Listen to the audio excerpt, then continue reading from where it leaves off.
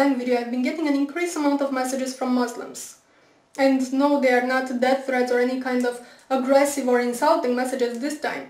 Instead, they are trying to bring to my attention that the Big Bang Theory, as it is explained and accepted by scientists today, was revealed in their holy book, the Quran, 1400 years ago before the theory even existed. And they argue this by bringing certain verses in the Quran which, interpreted correctly, they say, clearly describe the Big Bang cosmological model. I will insert them in the sidebar. Also, if you do a search on YouTube by the terms Quran and Big Bang, you will see what I mean, it's all over the place. Now, I'm not gonna argue and dissect them simply because, well, one, my arguments would just basically say, yo, look, them verses have nothing to do with the Big Bang. To which the responses would be, oh yeah, they do, and this can go on forever. And two, because you can read them for yourselves. I mean, the claim that these verses have any scientific merit to them is as ridiculous as putting a miniskirt on a sumo wrestler and calling it a ballerina. No, he's just wrong. So instead I'm just gonna ask one question to the Muslims making this claim. And not just this claim, because you see, while most Christian creationists try to negate science altogether, going, evolution? Where? Big Bang? Never happened. But no, Muslims have a different approach. They go, it's all here in my book, man. See this verse here? This is what it really means. You got pawn, motherfucker. Allahu Akbar.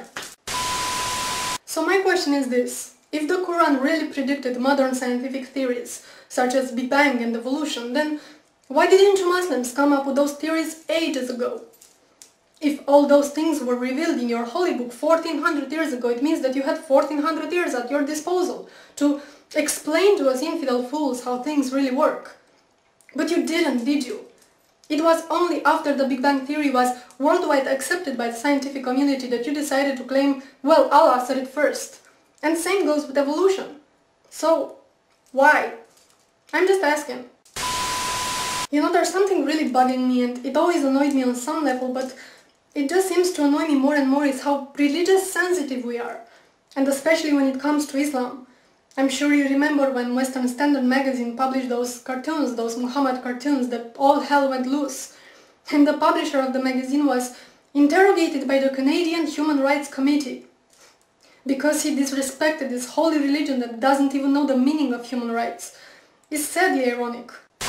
And this wasn't an isolated case. The same thing happened to Maclean magazine, I think it was, in 2008. Or the movie Fitna, which got banned. And the filmmaker was prosecuted and investigated and banned from entering the UK. All this while he was under constant death threats from Muslim extremists who were offended that he portrayed Islam as being violent. Again, the irony. And what annoys me even more is the converts. The people who weren't indoctrinated into this religion from childhood, but grew up exposed to human rights values.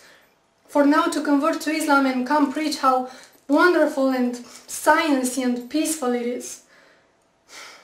The religion of peace that punishes apostasy with death. Oh, how great it is to live in the Western society and get all religious sensitive and offended when a particular dogma is criticized. Do you know that 1/3 of the world doesn't even have religious freedom? And it's not a coincidence that those countries are so populated they account for almost 70% of the world population. Let me say this again.